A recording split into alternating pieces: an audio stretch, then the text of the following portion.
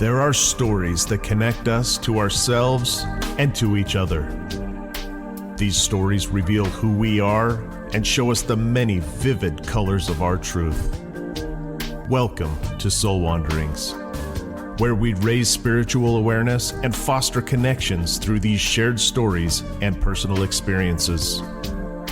Now, exclusively on KGRA Digital Broadcasting, your hosts, AJ and Natalie.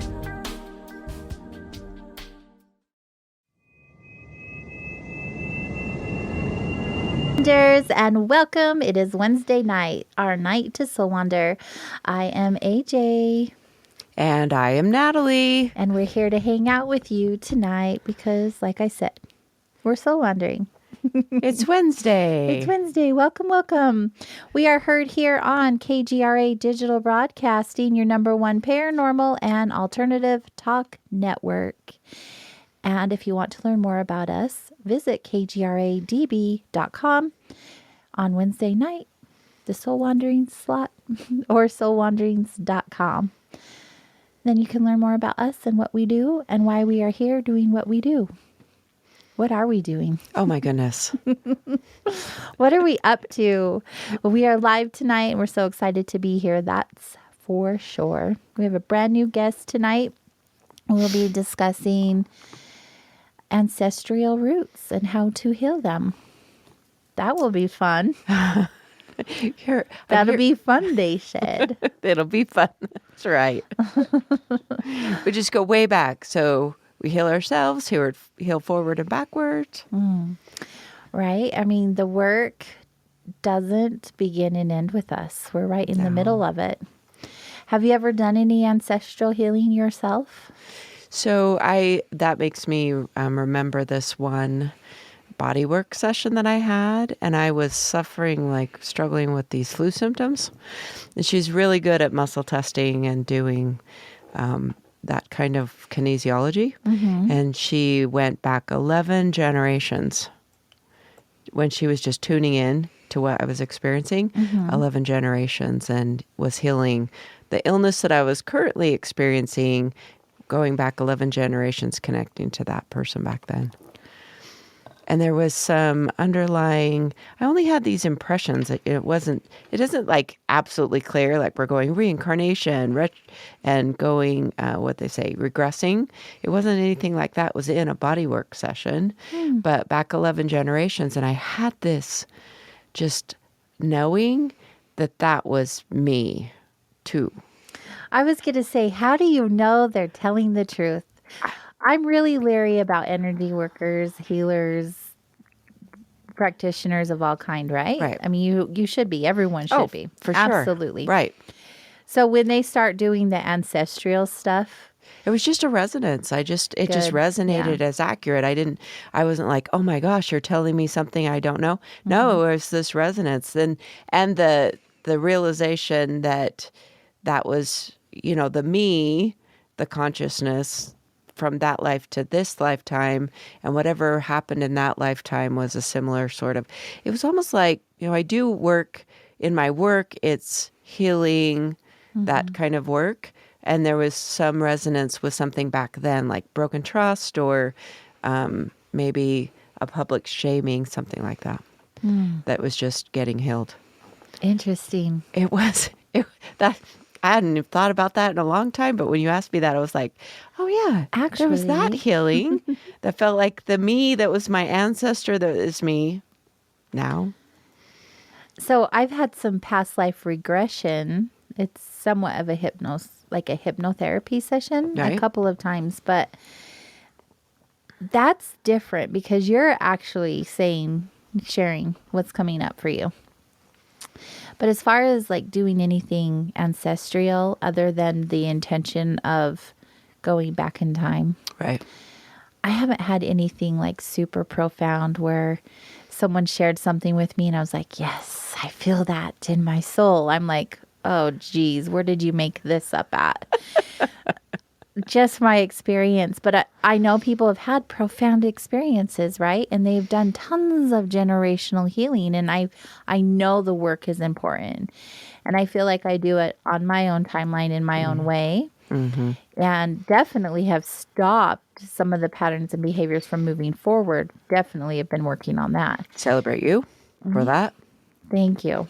That's not easy. No, breaking the chain and having a consciousness above and beyond. Even if you hadn't, even if you've made some of your own blunders going along, but Right. that ability to be conscious parents, that's bravo. Yeah, I Plus, think. your son is pretty amazing. Thanks. I think he's pretty amazing. And I know that he'll do even better than I did with his son. So that's awesome. That feels really good. But our guest tonight is actually going to talk to us about healing our ancestral roots. She wrote a book all about it. I probably could do some more. And I think there was some wounds. And when I think about my ancestry, I know that I'm being in Utah and having lineage that was Mormon and did have ancestors that came over the ocean. I have a feeling that I have these ancestors that had to dump a lot of stuff and uprooted themselves. And so I think that is an aspect that's still kind of lingering within my, I know, like my There's a current lot family of line. energy there. There's a lot, yes. Yeah. And so there had to be this shift from whatever they were into Mormonism, because that was my family, and like converting to that and how that came about. I get curious, like, I want to know the real stories, but most of the time I really have this realization that we just move through, people that are alive and then they die, and there's only so much that can be maintained. As far as I was contemplating this show, and this was the thought that I was kind of thinking of. It's like, and I'm working with grief. There's this realization that when your grandparents die, they're your connection to a couple of generations before them.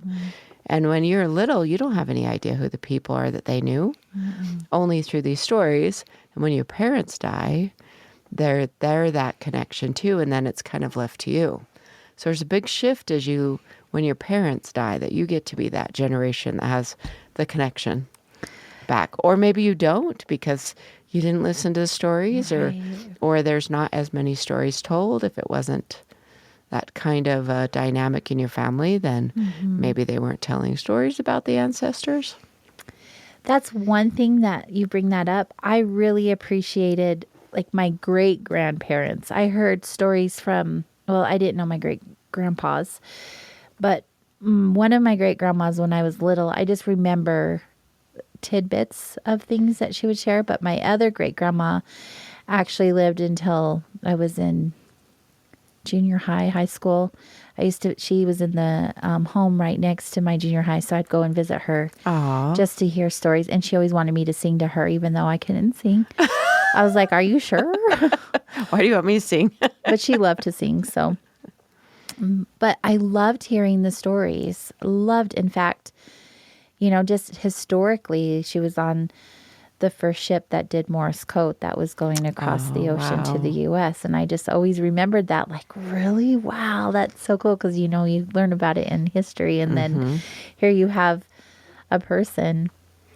But that's historically. So energetically and physically and emotionally and all those things that our ancestors, carry from generation to generation, even without us being around, energetically, we still carry those characteristics and behaviors in some way or another, even if we didn't physically see it or were around it. But it's been interesting to watch how my grandparents were, that I was able to know, and then my parents, and the way that they are because of the way they were raised and how they are, and then how they raised us. As an adult, I can look and see that now. Look at that and see. Right. And it's so fascinating in so many ways. That be an aspect of healing or clearing the energy that it's attached to the items, because everything's energy. Right. And our items do infuse a different sorts. There can be things that carried on even through the physical items. Yeah, absolutely. Absolutely. It's so fascinating. It really is. And we actually have someone who shares space with us at Vibes, Julie, and she's been on the show years ago. We need to get her back on. It's been a while. But she does psychometry, which is the reading the energy of the objects, which is really cool. It's so cool when someone does that. I've watched some people do that. Yeah, I mean, at times, I mean, just like with anything, I feel energy and then put my own interpretation to it. I do that with items too, but nothing like what she does. She's quite magical. People have their talents. They do. They do have their abilities, don't they? They do. We're going to cut to a commercial break. It seems to be that we have some sound issues. I don't think anyone's hearing us. Plus, we're a minute from break. So let's get that taken care of. So when we come back, we'll introduce you to our guest and we'll take it from there. There we go. Due to technical difficulties. We started using a new platform tonight. And so it's just a learning curve. Our producer, Chanel, is amazing. Thank you so much for your patience as we work through a couple of kinks that we don't usually have.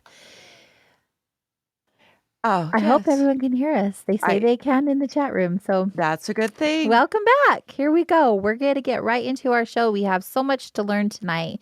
We are going to be visiting with a brand new guest, and she has so much to share with us. And you guys didn't hear the first half of the show, so you probably don't know what we're going to talk about, but you'll learn. You'll learn here in just a few short moments. Tonight, we are going to be visiting with Anuradha Dayal-Gulati, and we're going to call her Anu. I think that's what she likes to be called. Is an energy practitioner, a transformational coach with a PhD in economics. And after 15 years in finance and academia, she began a new path of helping people release the past and reclaim their power. She is also trained in flower essence therapy. So cool. So that cool. is pretty cool. Family constellation therapy. Love that. And is also the author of Heal Your Ancestral Roots. Release the family patterns that hold you back. Yes. Powerful stuff. So good. Yes. And here she is. Hello. Welcome. Thank you. Thank you so much, both of you, for having me on your show. Thank you. We've been very much looking forward to it. Thank you for being here. It's going to be a good one. I don't know how long you've been listening, but we have like different viewpoints on this subject. So listening to yours will just more than likely bring us enlightenment. That's true. I heard a little bit of what you both were talking about, and I was certainly intrigued. Oh, good. I'm glad that you could hear us. So you like to go by Anu? Anu, yes. Anu. Yeah, it's so much easier and shorter. I think your full name is beautiful, but I can understand why you do that. That's why I go by AJ. It's easier than my first name is so long. Yeah. Well, tonight we're going to be learning all about what you do and who you are. You wrote a book, Heal Your Ancestral Roots, so I believe that will be focusing on that topic quite a bit. But first, before we do you want to share a little bit about yourself on a personal level? Like who you are, how did you get to the point that you are now where you decided one day to be done with the finance and academia and assist other people? Well, that's a good way to start, AJ. And I think at some level, it was bound to happen. I mean, of course, when it did, it wasn't a linear process and it was pretty traumatic. But I had a health problem and I had to go into the ER. And, I was there, I came out of it and I thought, okay, let's get back to life as usual. Mm-hmm. It's, put this behind me and let's get moving. But then shortly after that, one night out of nowhere, I had to go back into the ER. And I started to feel scared. Like I didn't know what was happening. But I came out, and it was when I had to go in the third time that I started to feel really scared. I started to have this feeling of despair and hopelessness starting to sweep over me. And I could tell from looking at the doctors that they didn't really know what was going on. But I had a very good friend, and she came to see me in the hospital. And, she looked at me, she held my hand, and she said, Anu, how many times are you going to go through this? What is it going to take for you to change? And I still hear her words. They're in my body. They're like cemented in my brain. And I realized that I needed to do something different. So I literally willed myself out of the hospital, and I began to explore alternative methods of healing because, that was what she did. And I found this amazing Chinese medicine doctor, and I discovered flower essences. And those two things together, they changed the trajectory of my life. And after that, there came a point from exploration to just realizing that there was no going back to what I was doing. And that's how it began. As it does. Yes. We have so many people with their own version of that story, right? You get so uncomfortable in your life and you are presented with different opportunities or avenues. And once Yes. you are made aware of that, there is no turning back. No, there is no turning back. And, when I work with my clients who are in the middle of their grief or their anger, like, it's hard for them to see that there is going to be a spring, but it will come. It will come. It always does. It always does. Yes. Yes. I'm so familiar with that.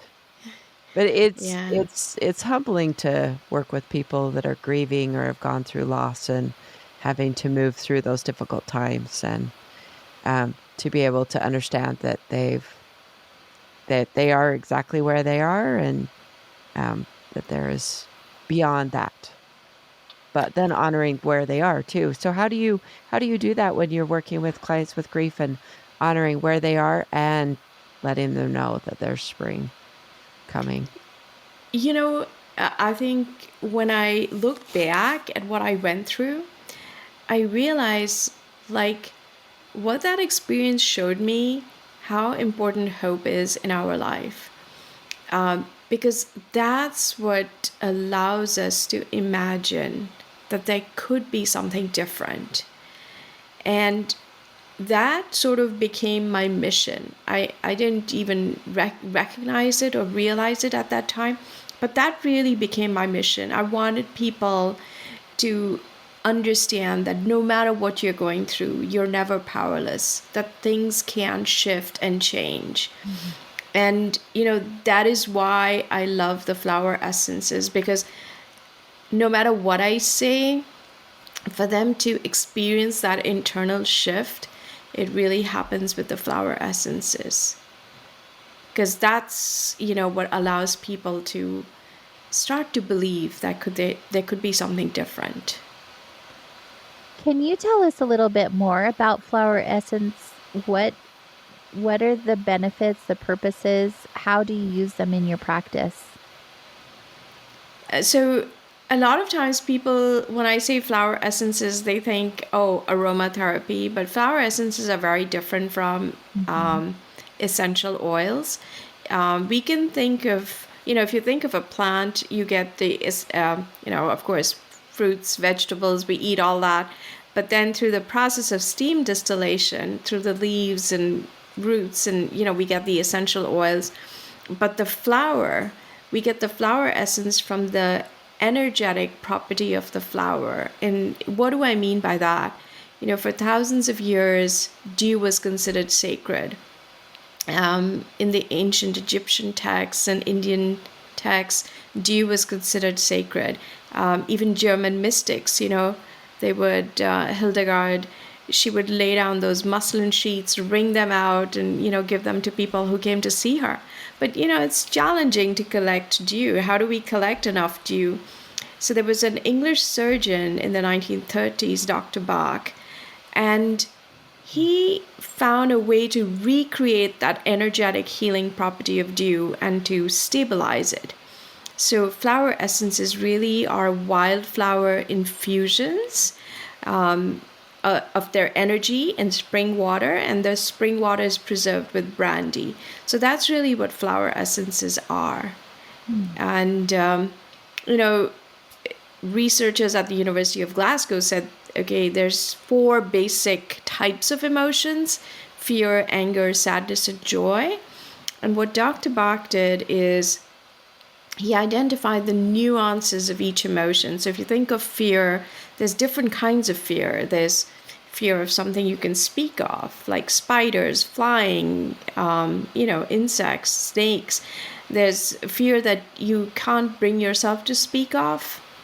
And then there's, fear for your loved ones. There's paralyzing fear. There's all different kinds of fear. And he identified the flower essences for each of those different kinds of fear. So they're very targeted, very nuanced, and I think that's what makes them effective. So they energetically assist your clients. They work at the level working of through all of those emotions. Yes, they work at the level because emotions are really vibrations or frequencies, and so the flower essences are lifting those frequencies by matching the particular flower essence to the particular emotion. I could get down with that. I bet you could. Like, that's right up your alley. Have you ever thought about doing? I mean, you do oils, right? Oh, Or- oils and herbs, yes, and I've had experience with flower essence. However, I haven't had a lot of knowledge or information behind what it is or how they work. Oh, Other than I always believe flowers and plants are just pure magic. They really are. I have a very deep love for that medicine. And it suits you. I can tell energetically that it's perfect. she just carries For that you. energy. You just Yeah. carry that energy. Definitely.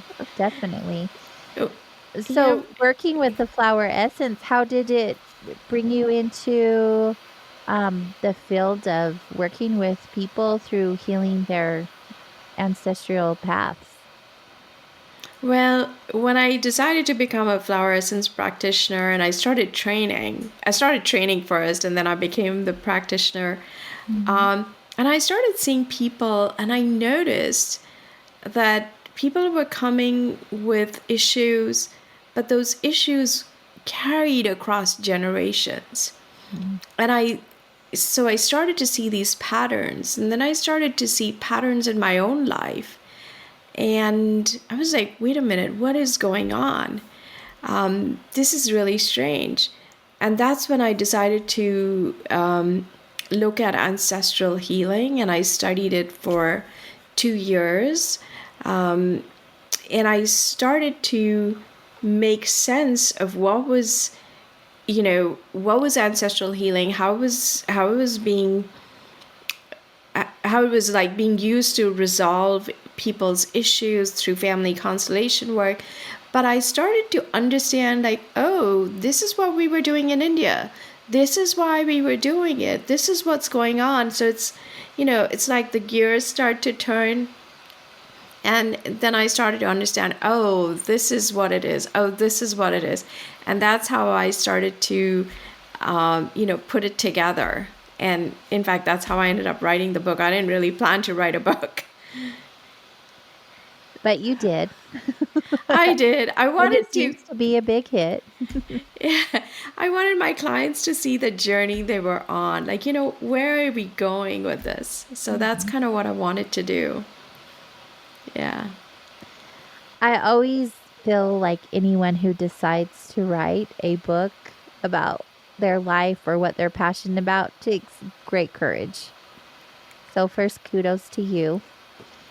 I'm excited that you crossed our path because now we get to learn all about it. Thank you. Well, I think you start to also build courage, AJ, along the way. You find you have to draw on that. You have to decide, okay, am I going to be braver or am I going to give up? Exactly.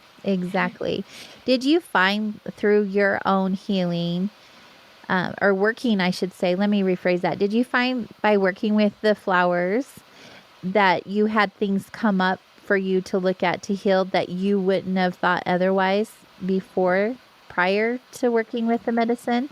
Like, did it have things come up for you? Did you go through a process yourself in healing your ancestral roots before you decided to study and learn more about it and write the book? Like, what was that journey like for you? So, when I started to see patterns in my clients' lives, so for instance, where a very simple instance is a woman who wanted to improve her relationship with her daughter, and her daughter had graduated and moved to the West Coast. She didn't really want to be that close to her mother. She wanted a little more space. She didn't want to be that close. And then as we started working together, it turns out that the woman wasn't talking to her own mother. So, it looks actually really simple. Across 3 generations, there's this issue of mother, daughter not communicating, not wanting to be with each other. And as I started to notice more and more of these patterns, I also started to notice that there were patterns in my life. So for instance, my mother, my sister, and I, each of us lived in different cities, completely different cities. We were not living near each other. Neither of us had grown up in that city or gone to school there. And we really felt like we did not belong in that culture. We were not part of the dominant culture. And it felt like a really strong sense of not fitting in.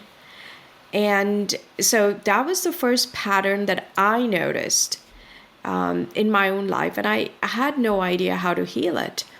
But as I started working and as I started going on this journey, I feel like this is the pattern that I healed, because what I came to realize is that home is not where you live, it's where you belong, and you can only belong to yourself.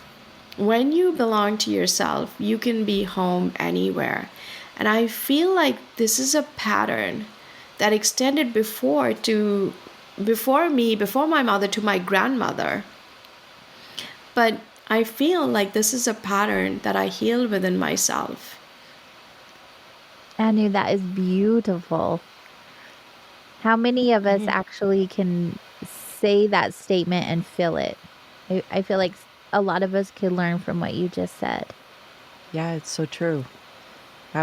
And then noticing those things and then realizing that you can do something to heal it.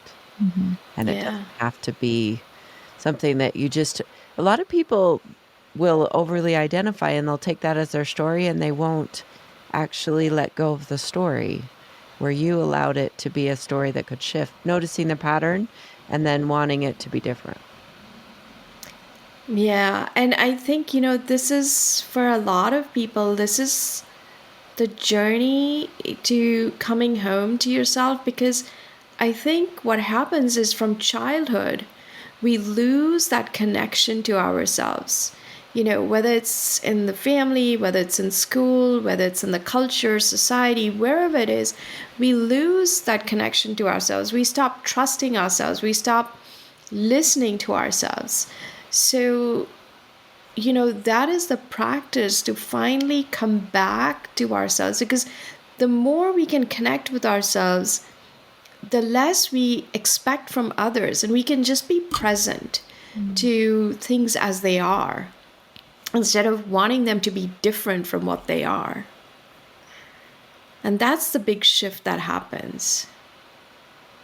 It's a big shift. That would change anyone's life, right? If they had that perspective, that new perspective. Was that experience you had the biggest experience that you have had to date? Is having that realization of what home looked like? I think that was the biggest realization, and also that there is a pathway to home. It's, how do you do that? And that's kind of what I laid out in the book. it's the framework home is to honor your ancestors, to observe your emotions, to magnify your spiritual connection, and to engage with Mother Earth. So there's tools to support us to come home to ourselves. Because how do we make that journey? It's a good question. I think a lot of us, through life, we are wondering, like, why are we here and what is our purpose, and whatever question we may have, if we are having those questions. Some people don't, but I think it's interesting when you look at your life in through your ancestors, and not just like your parents, right?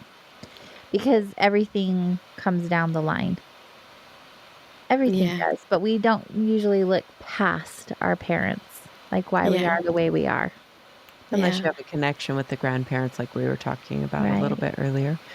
So, have you ever worked with people that are adopted? Do you have any experience with that? Because we're talking about this lineage, but people that are adopted seems like they would have like an interruption or something in there. Yeah. So I've worked with a couple of mothers where the child was adopted. Okay. And, maybe what would be really helpful is to understand what do we mean by our ancestors. And in a lot of Eastern traditions and in Native American traditions, our ancestors are not just our parents and grandparents. They include those who came before us up to 7 generations before. And if you think about it, that's like 252 mothers and fathers that needed to have existed for us to be here today. Just even for me to be sitting here on this chair, 252 people, mothers and fathers needed to have existed. And I'm not even including others who create that energy field, that family energy field. So when you think about that, it's a big field, and things happen in that field. Trauma happens in that field. It could be war, it could be migration, immigration, starvation, slavery, anything. And we don't bonded labor. We don't know what happens. And then we arrive, and the past is sort of like a mystery. But it exists, that energy exists. So even if a child is adopted, acknowledging that there is a biological field from which you came, and maybe it wasn't able to keep the child.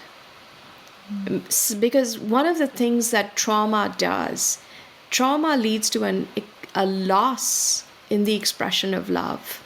The expression of love is lost in the family. And so this feeling, then, that's the disconnection that also begins within us, of not being wanted, not being loved, not being good enough as we are, not being safe. That's all of that disconnection.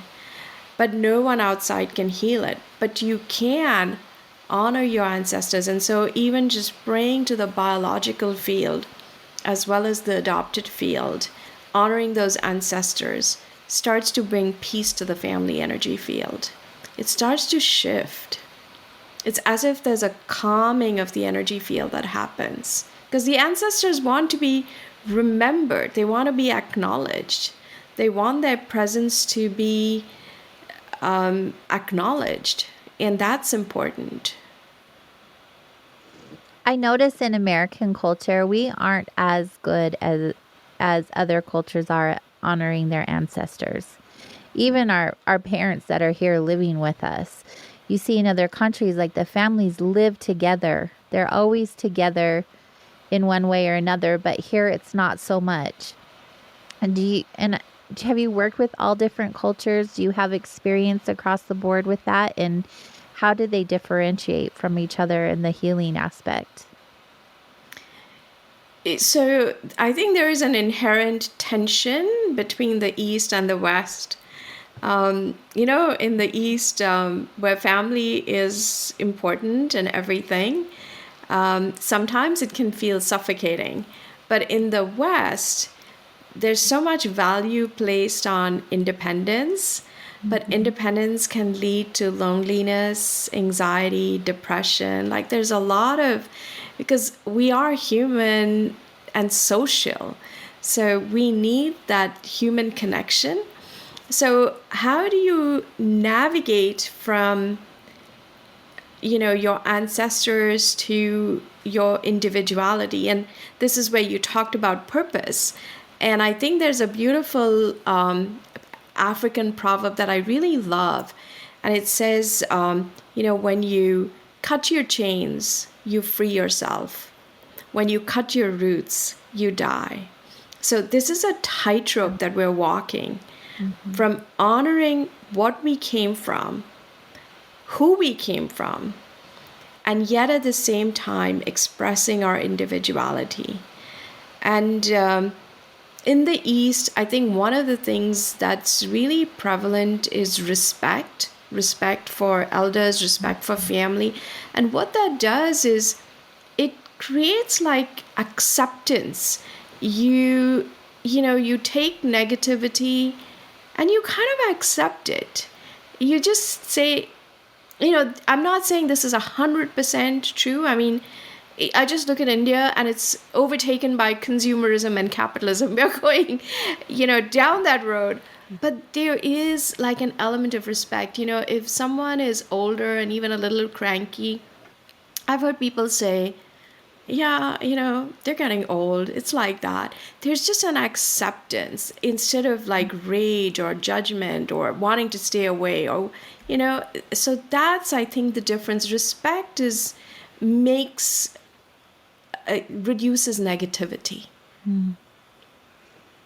That makes sense. We do have a lot of negativity in our American culture and kind of an anti-elder sort of vibe we get here, where a lot of like, maybe that's part of being America, where we, even as a country, our roots of a country is where we like fought our mother country, came here, and it's interesting even to think about the healing of America, how it was created, and the ancestral roots of America, as we're such a melting pot. We have so many types of people that end up in America.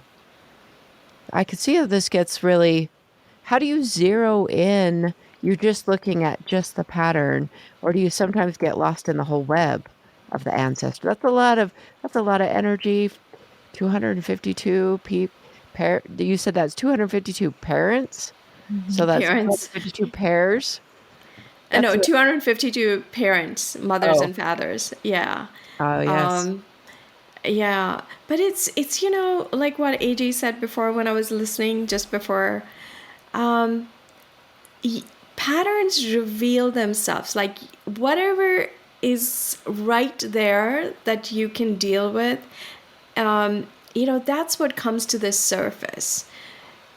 If you go in for like a family constellation, in the family constellation, a client might come in with a problem, and the family energy field makes itself available for healing at that moment. But the amount of healing that happens depends on what the client can absorb. It depends on what the family energy field is willing to reveal or support. So it's just going to be what is possible at that time. It's not like the whole enchilada, as they say, I guess. But it's just a piece of what is present. And, I used to think when I started on this, I was like, oh my God, I'm done. Oh my God, I'm done. But I was never done. And I was like, what is this? And I started to realize, patterns keep coming to the surface to be released and shifted.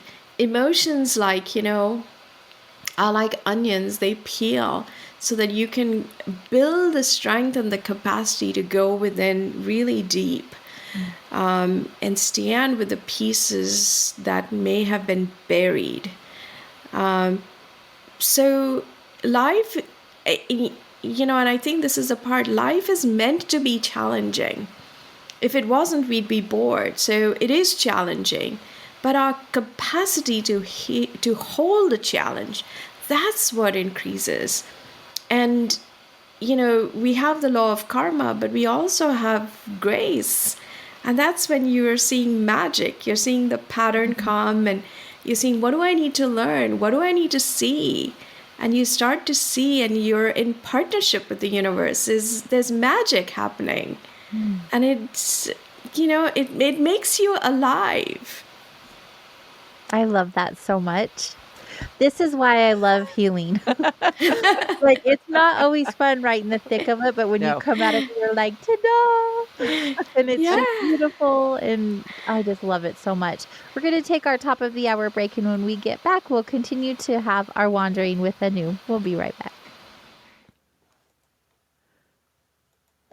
Are we back? I don't know. This is awesome, you guys. We are learning this new platform, and we normally see our commercials on the back end, but now we're just guessing. Right. So, hi, we are here. Thank you for your patience as we learn this new platform.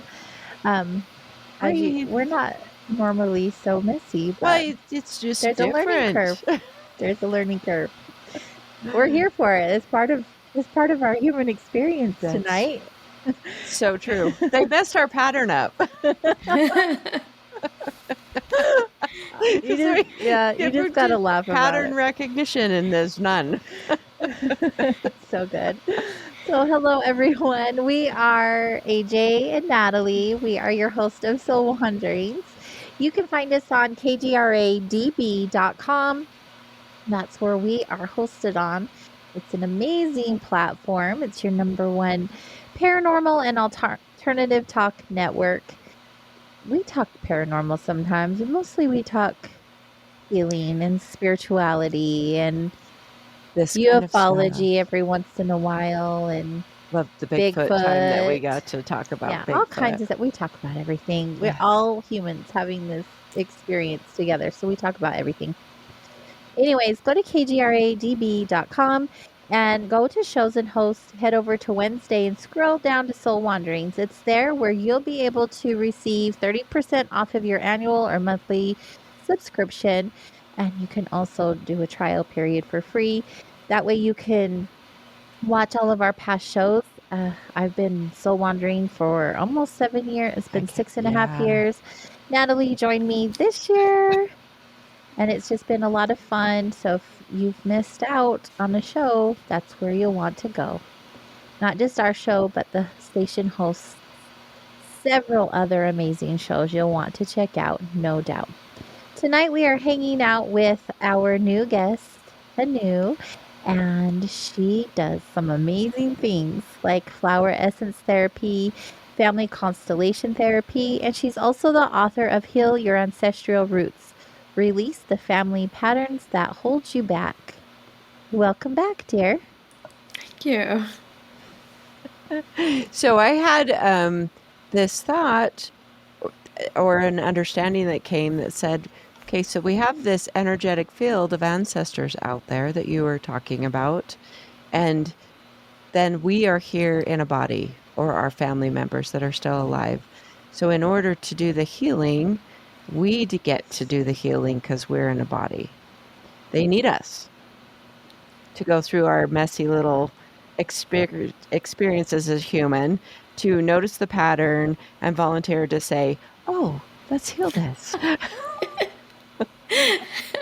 You are so right. You are so right. When I started family constellation work, they would say, you walk in with all your ancestors. And I'm going, yeah, right. I don't know what you're talking about.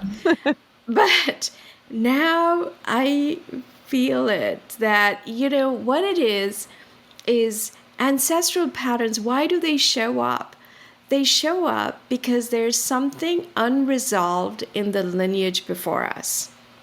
And our ancestors cannot do anything about it. They need us to make amends. And because they want to make amends, or if they are not at the stage where they want to make amends, they are sort of trapped in these planes close to Earth. and their souls cannot evolve. And because they stay stuck, they act as a ceiling on our life. These patterns show up basically as blockages in our life. We can't get the relationship we want. We keep getting the bad bosses. We keep having, financial losses. It's just, the patterns are actually blockages. And when we decide to heal what is unresolved, we not only heal ourselves, we heal those that came before us, because their energies can now start to shift to higher frequencies. And because we are the ancestors of those who are yet to come, we heal the lineage that is to come, up to 7 generations after us. That's pretty amazing. And of course, we heal the world. When we come to do our work, the purpose that, AJ talked about right at the start, we heal the world. At least the piece that we came to heal. Right. That hit me so different. I have heard that same thing, but boy, that was an expansion in my mind to understand that the ceiling. That makes so much sense to me. See how powerful we are? Oh, it's so amazing. We're the so vibrational amazing. ceiling, because I've known there's some work that I'm familiar with that says, okay, you can only bump up 5 vibration levels within a lifetime. But then that just beautiful opening that up to say, what an opportunity to take what you would consider as issues or the patterns that you keep, raise that self-awareness and take the opportunity to step into that healing space. Yeah. Just for we understand what that feels, how good that feels to move through that healing sense, but then also this expansion that happens. Yeah. Yes. The world needs us. Come on, people. Let's get more healing done. Yeah. And, because what is ancestral healing really?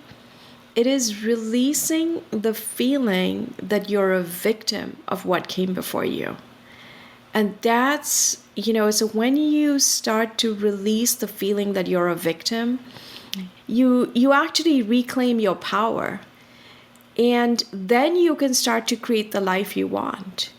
Somebody asked me this question the other, what about people who've gone through a lot of things? And I was like, actually, it struck me, like you said, Natalie, it struck me, look, Martin Luther King healed the world. He put forward something that healed the world. So did Gandhi. So did Nelson Mandela. So did Viktor Frankl. When you release that feeling that you're a victim of what came before you, your heart opens and you can shift the world. That is so powerful. It's beyond powerful.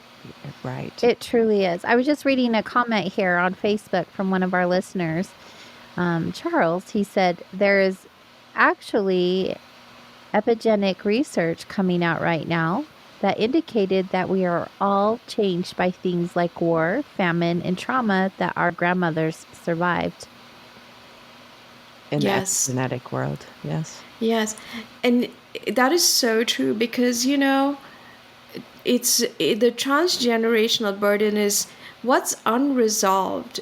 So there's the energy of unresolved emotions, the energy of loss, of bitterness, of all those emotions. Mm-hmm. And if there's anything that has stayed true for thousands of years, it is the emotions that we as humans carry. And so often we are told, we are rational beings. So we are rational and maybe we have emotions, which is not a great thing. Don't bring your emotions to work. You're too sensitive. You're too emotional. But if we flipped it and we said, we're emotional beings who rationalize, then our emotions take center stage.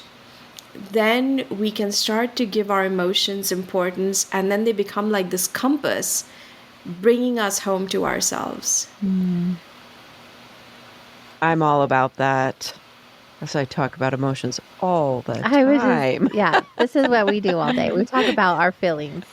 Right, but I Yeah. also discuss it because I do so much work with grief, and then that I say that's made me an emotional specialist or a specialist in emotions from that perspective and even a bigger perspective. And so I have said similar. We do not give the emotional is just the emotional experience is a temporary experience, but you're bringing it in with this pattern recognition, saying, pay attention to the emotion, and then through that, see the pattern, and then the opportunity for healing. Is that accurate? I think sometimes you see both together, like you see the pattern where you see this pattern of like, somebody came and she says, I really like, I always have like a bad boss. And she ended up with having, bosses where she could never open her mouth, she could never speak up, she felt victimized. And then you say, well, what happens in your house? Do you feel like you can speak? And she felt like she couldn't speak. Like if she would speak up to her older sibling or her mother, like she could feel like the tears would start to come. So it was easier to be quiet, but that resentment was there. So you ask, like, who did this happen to before? Like, where did this pattern get set? But there's different kinds of patterns. There's emotional response patterns, like in families that don't talk about stuff, that, they shut down or they're explosive. Those are emotional response patterns. Then you have patterns of experiences that repeat, like a mother and father, parents might divorce after 15 years of marriage. And you might find that a child, their child, gets married and wants to divorce after 15 years of marriage. Like that happens. Somebody leaves home at 16, maybe brings his son back to meet the family at 16. Like, why 16? But there are numbers, there are ages, there are, things like that repeat. Or, the case of the mothers not talking, like that's a pattern that repeats across generations. So there's so many ways in which the patterns repeat, but simply just shifting the emotions to reconnecting with yourself starts to shift the energy of the pattern, because you can't change what came before. Right. You can't undo the trauma, but you can change how you carry it. And that's what you're healing, how you carry it. Because somebody, you said on Facebook, mentioned the epigenetics, and, the male mouse was shocked.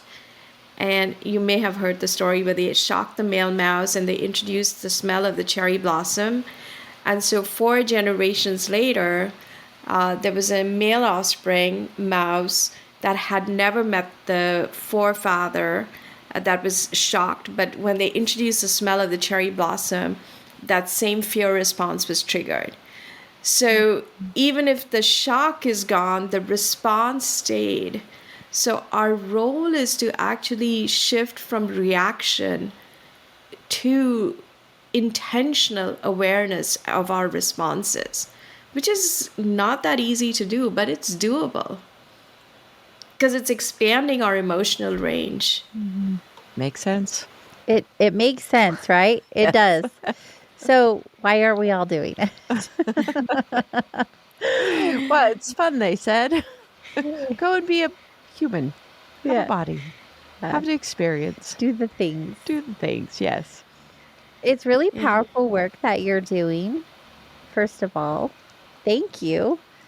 We need so many more people who are helping each other like this. It's so important. And none of us are meant to go through it alone. So people like you who are helping out, kudos. I know it's a lot of work. Oh, A lot of love and a lot of time and energy. Can you tell us a little bit more? We've had guests here that have talked about family constellations. But can you tell us from your point of view what family constellation is all about and how you use it in your practice with this type of healing practice? Yeah, and actually, so I want to also share that I don't feel this should be hard. My the whole thing with everything that I wanted to do was like, what's the shortcut? Like, how do we do this to make it easy? So let me share what family constellation is, and then Awesome. I'm going to share what are the shortcuts. Oh, lovely. Yeah, anything to help us out. That'd be awesome. Yeah, because if we have to make life as easy as possible with in terms of dealing with the challenges, I know but we're so set on the healing part in life that we have to remind ourselves, hey, we're here to have joy and have some fun also. yeah, absolutely. So here's how family constellation works.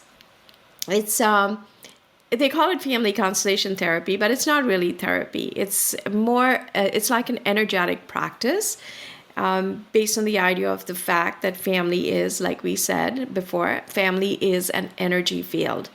So a client will come for a family constellation. It's usually in a group setting.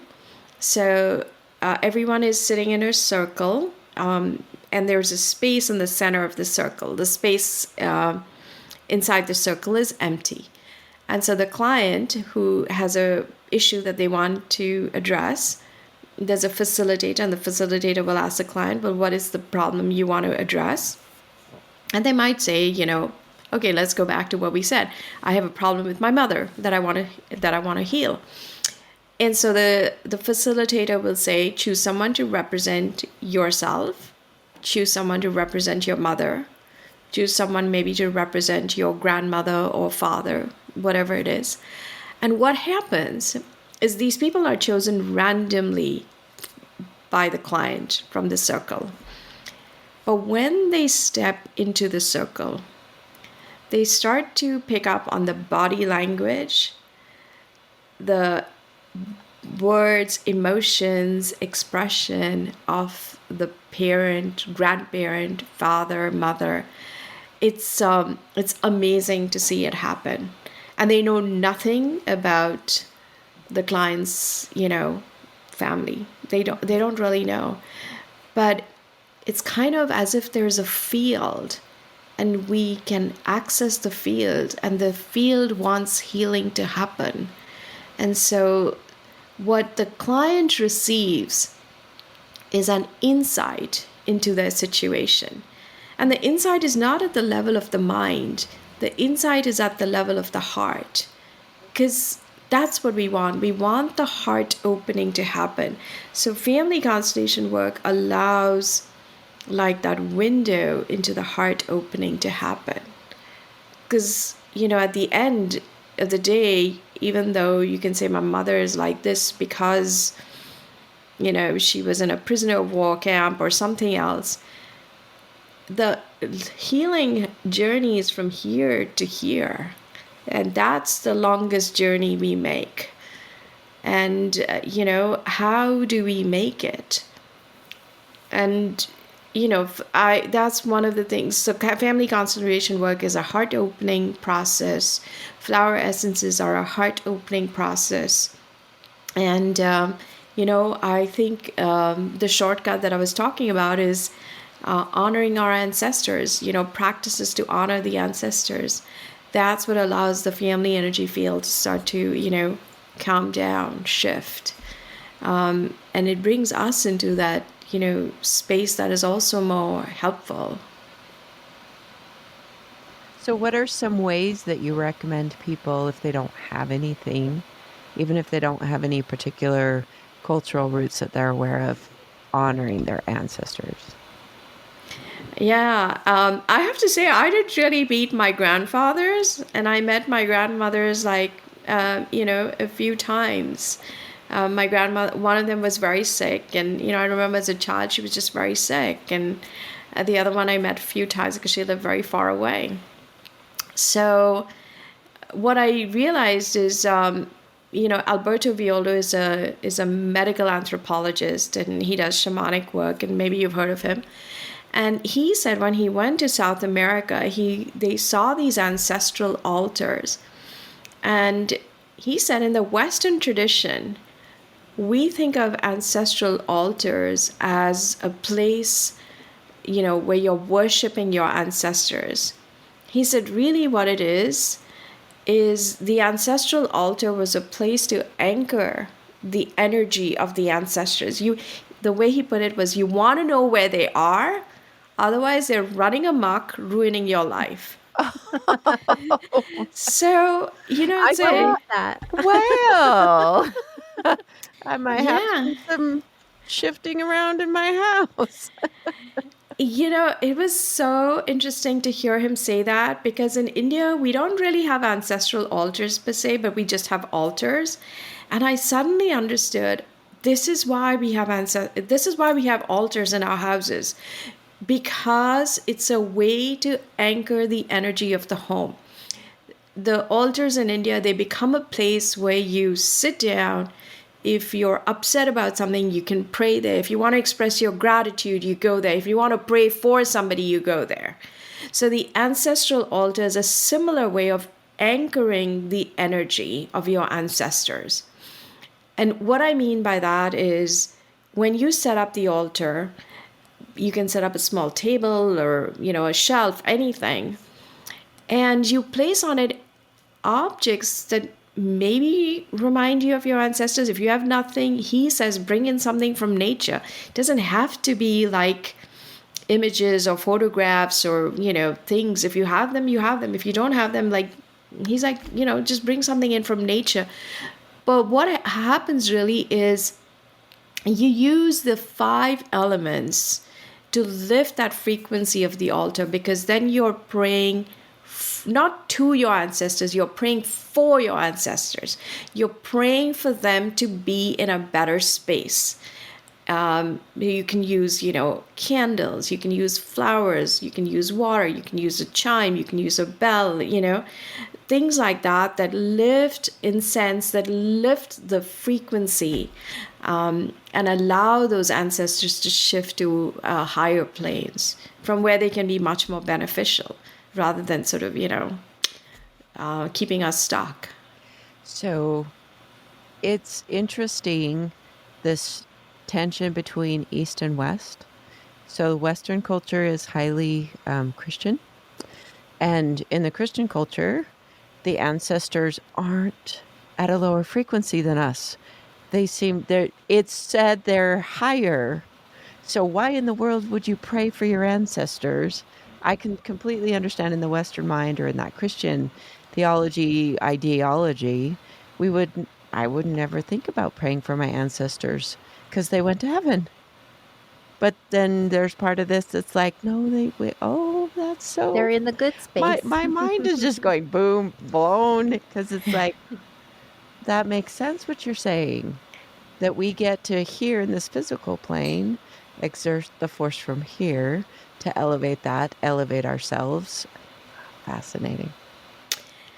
And, Natalie, the thing about it, they are, out of all the generations you have, some of them may very well be in heaven, in higher frequencies. And if some of them have lived less than stellar lives, I mean, of course we have hell. We assume that everybody went to heaven. But what if they did? What if it was a different version of hell? But our remains never leave the earth, right? Whether we're cremated, whether we're buried, they never really leave the earth.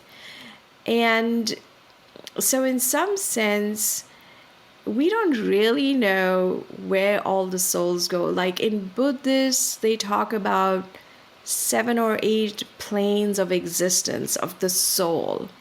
Even in a lot of other traditions, there's planes of existence of the soul.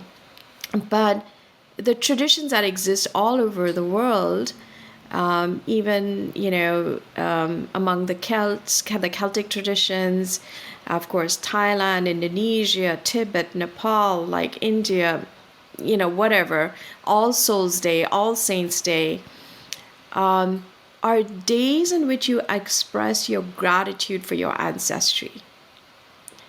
And that's really, those are the emotions, right? Respect, gratitude. I mean, they take us pretty far along the road, because all those traditions are just about gratitude for what you might have received from the lineage. And so you offer prayers, you visit the graves, you clean them, you offer flowers, candles, food, you do acts of charity in honor of your ancestors. You feed someone, say maybe on the the day of your father might have passed, things like that. We do them sort of maybe not consciously knowing why we're doing them, but we're doing them to express our gratitude, and it's a form of honoring.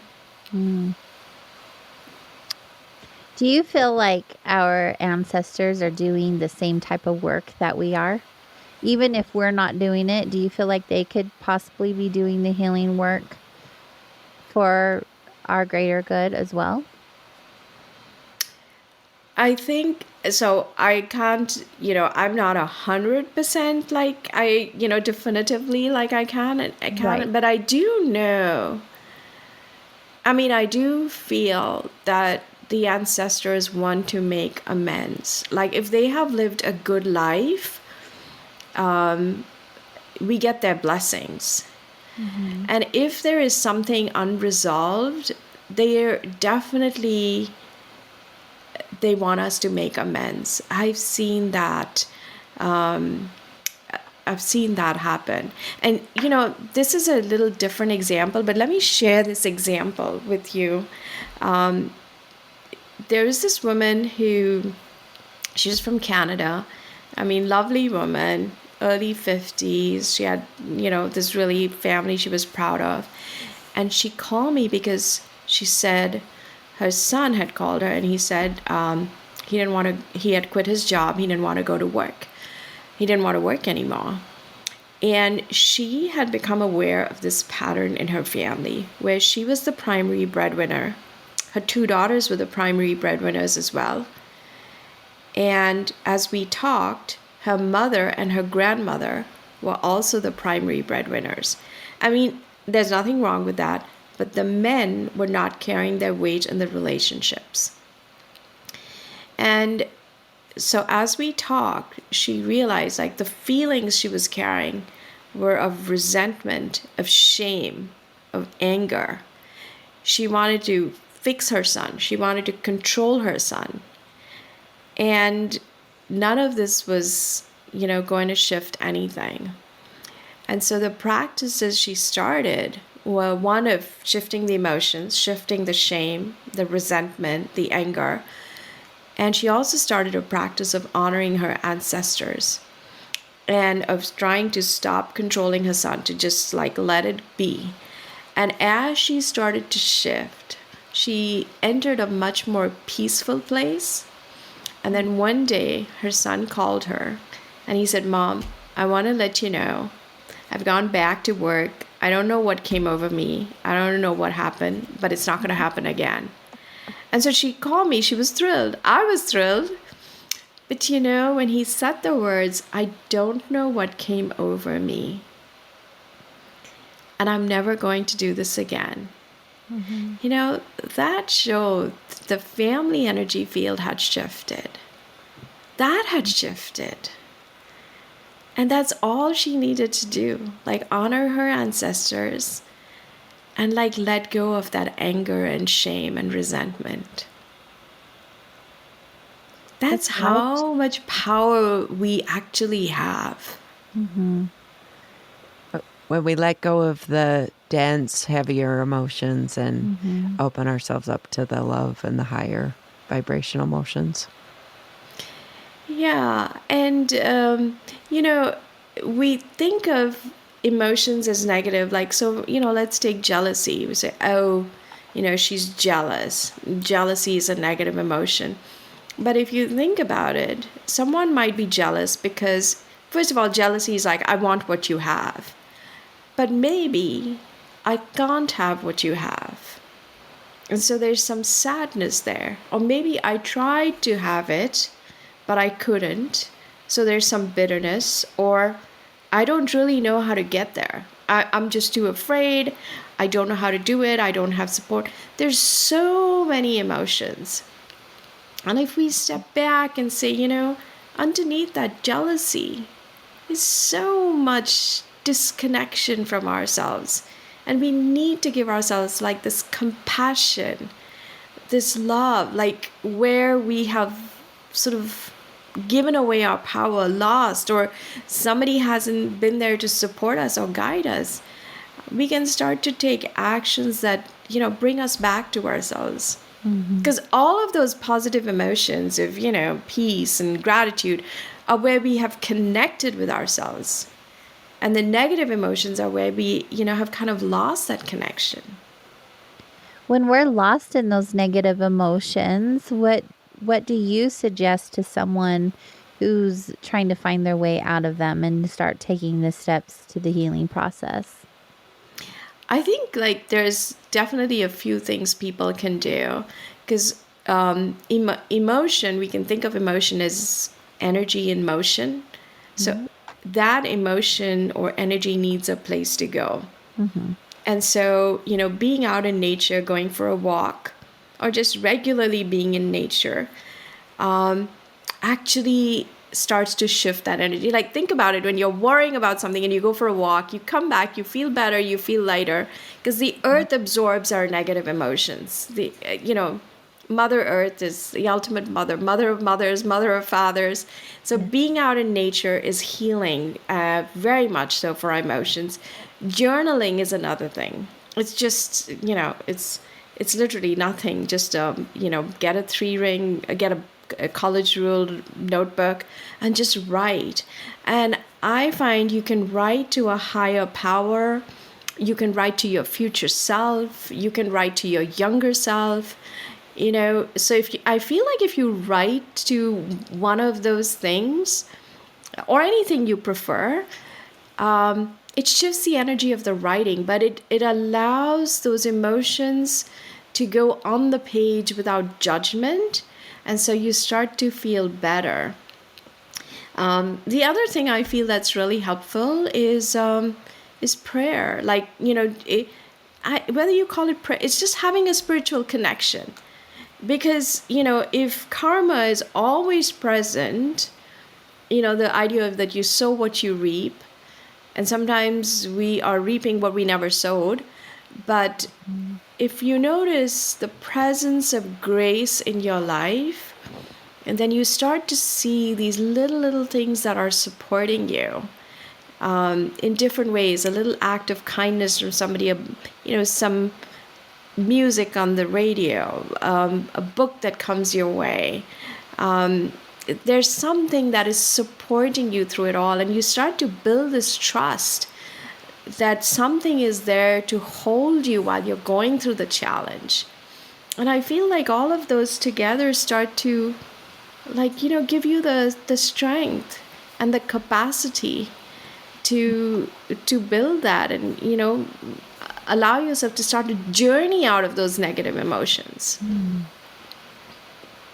Without practice, I feel like there's so many of us who can get lost in those emotions so easily. And those are great pieces of advice to offer us. Thank you.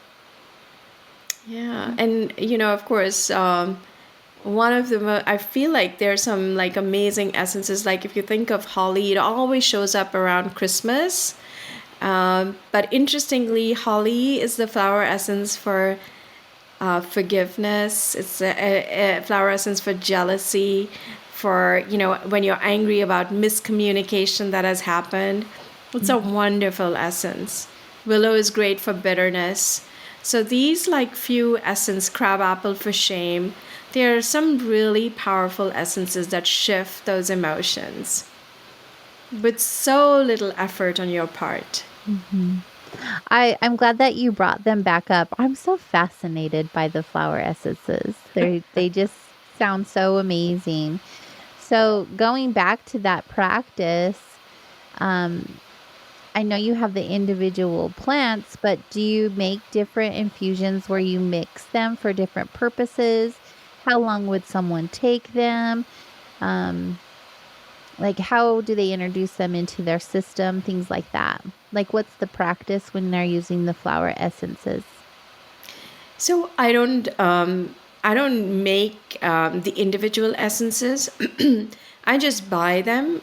You can buy them on Amazon or any natural food store, and then you can combine them to create a custom blend for yourself. So you could combine like holly for your anger, willow for bitterness, crabapple if you have the sense of shame, larch if you want, confidence.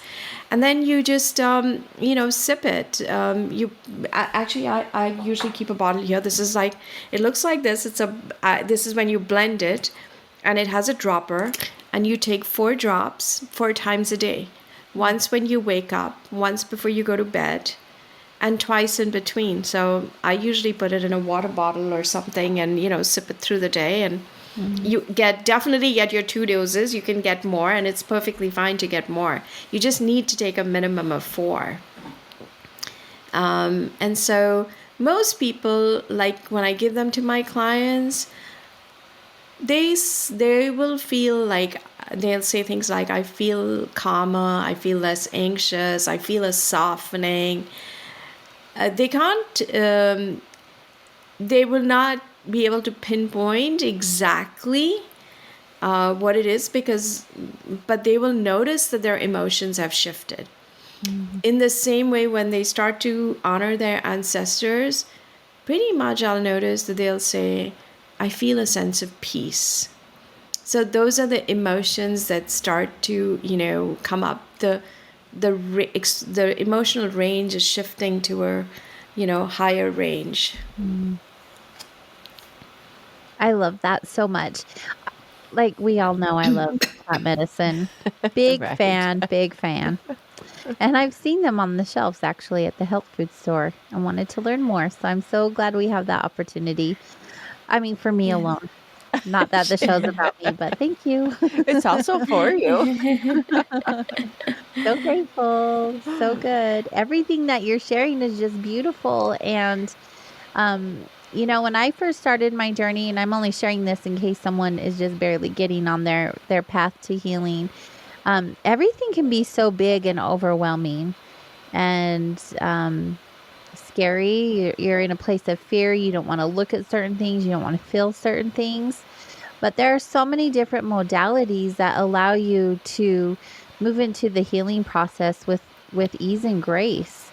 And what you're doing are some of the ways that you can move into these experiences easily. You've given us some tools and some tips and some beautiful practices. I think that anyone who is starting out on their healing journey could benefit from. But they also could reach out to you, right? Yes, of course, they can. Through the website, healyorancestralroots.com. Definitely they can. But I wanted to show people in the book that, you can do things and they're not expensive. Like healing can happen. You can own it and take charge of it. And it's possible. That it should be affordable for everybody should be able to go for a walk in nature or, set up an altar, like simple things to start the process. I agree. What were you going to say, Natalie? So with the book, does it provide a reference or a short reference for the flower essences and how you utilize them in the book? Yes, yes, it has it at the back. How to a starter kit of like the 10 key essences that show up most often in the relationships. It also has a glossary of essences that I've seen come up a lot when it comes to ancestral work or family relationships. And on my website, I offer a free PDF that anyone can download, which has that same information without even getting the book. You have like the 10 key essences and what's the difference between flower essences and essential oils, where you can buy them, how to make your own bottle, like all of that information is there in the PDF. I love that. Okay. Yay. Yes. Great See, resources. It's very good. but also grab the book. Let's support our Yes. guests. Yes, I would absolutely love it if, if your listeners bought the book, and it's available wherever books are sold, Barnes and Noble, Amazon, Inner Traditions, any, wherever books are on sale. That is so wonderful. Do you want to share some of your most memorable or favorite success stories with clients? Our listeners love stories. Well, I did share that one. I think here's another story about a young girl. It's a little different. So this young girl came. She dropped out of law school, and it had caused this big sort of rift in her family, and her family relationships had really sort of gone south. And we talked about it, and it turned out that her mother was this incredibly smart woman, but had dropped out of college, eloped, and gotten pregnant. And so now here was her daughter dropping out of law school, and the mother was really upset, really furious, and this was causing all this tension. So when I pointed it out to her, I said, this is a pattern that's happened. And she was like, well, I mean, I don't know what that has to do with me. Why should I be the one to heal it? And what is it? I don't know if I believe all this. I'm like, okay, fine. What about your grandmother? Her grandmother was in medical school, dropped out, got married, then got divorced, and went back to medical school. And so this is like 3 generations. This is a pattern of men, relationships, education. This is something that you need to heal.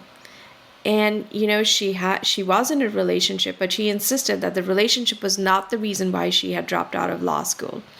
So I said, what are you trying to accomplish here? You need to find the truth of who you are. That's what it is. What do you really want to do? Well, who are you going to go back to school? Are you going to do something different? Like, what is the truth of who you are? And as we worked together, and as she took the flower essences to reclaim her power, she ended up going back to law school. She did get her law degree. And, it came from a place of not this is what my mother or father or somebody else wants me to do, but this is who I want to be, and this is what I want to do. And that was it's a healing of the pattern, because it's a reclaiming of her power, of her owning her truth and her story, and of who she's going to be. And I was just so happy to see that. I could see why. I feel like, as someone who works with clients, and I'm sure you both can say something the same or similar, I get really high off of those experiences when other people stand in their truth and realize their greatness, and then they do their healing and they find their happiness, and it's just, oh, it's so contagious and energizing. I just love it so much. Like, I never want to stop helping people. Yeah, it is, it feels so rewarding, because it just fills you up. It's like it just, you're full. You don't need anything else. It's true. It's amazing.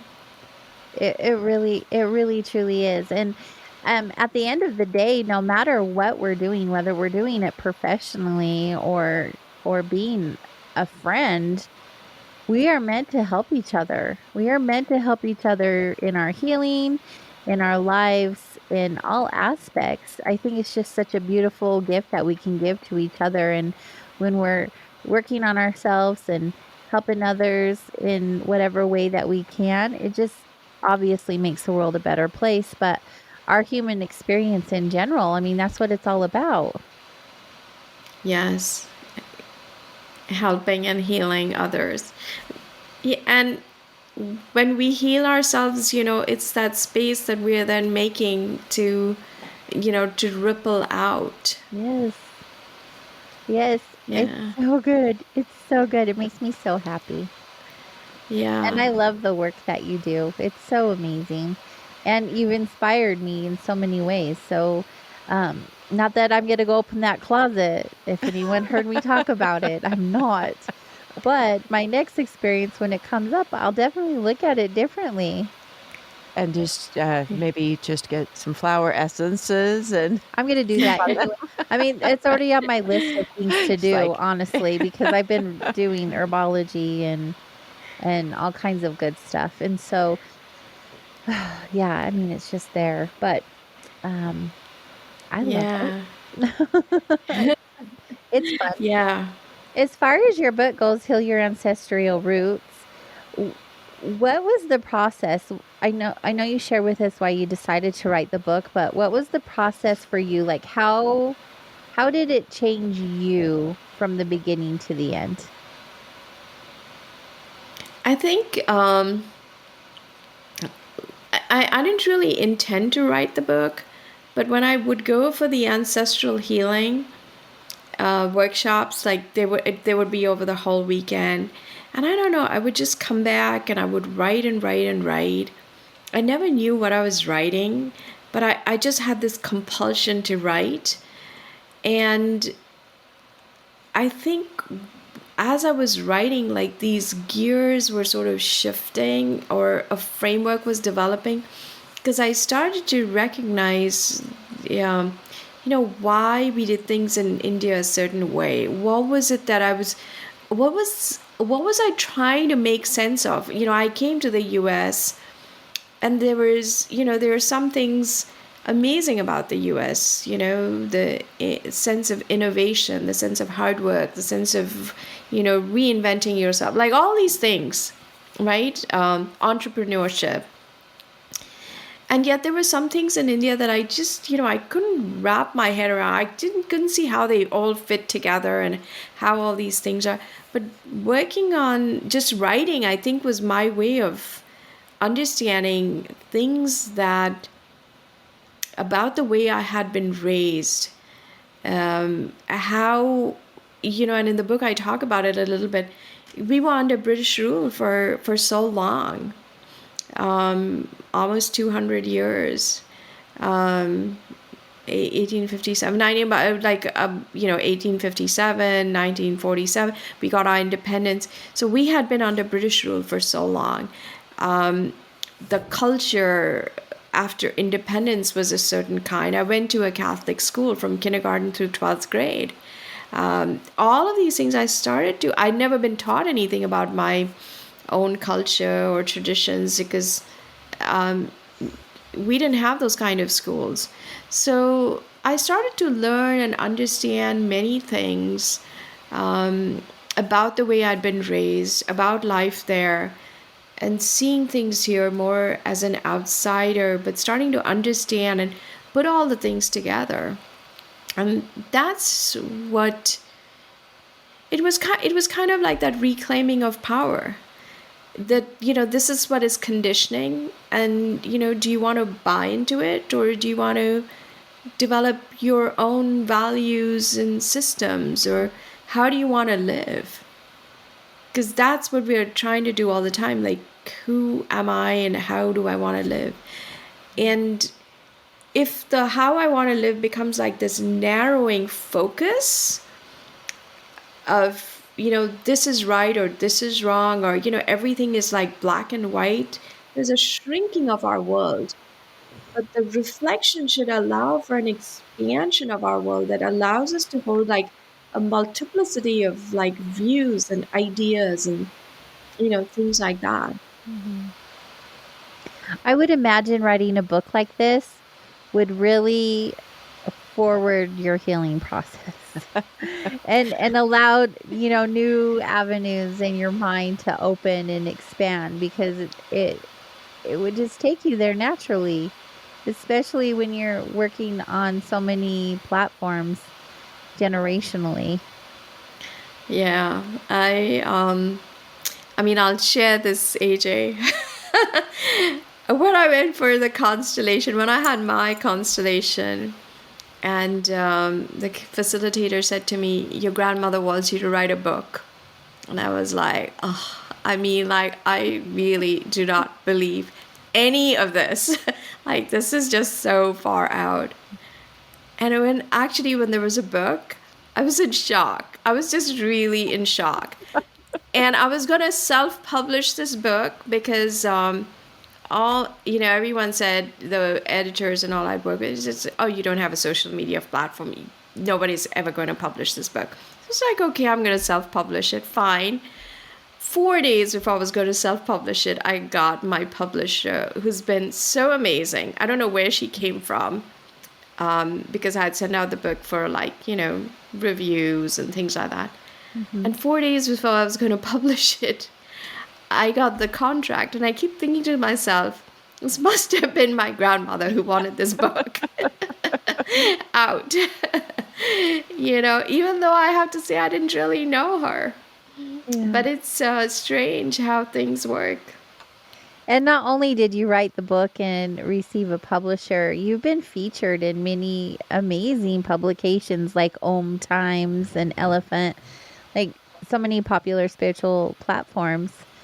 Kudos. Like, you're really getting out there and helping other people heal their ancestral roots, and that is just awesome. Thank you, AJ. But I think it's not just my ancestors, it's everybody's ancestors. They want to be heard.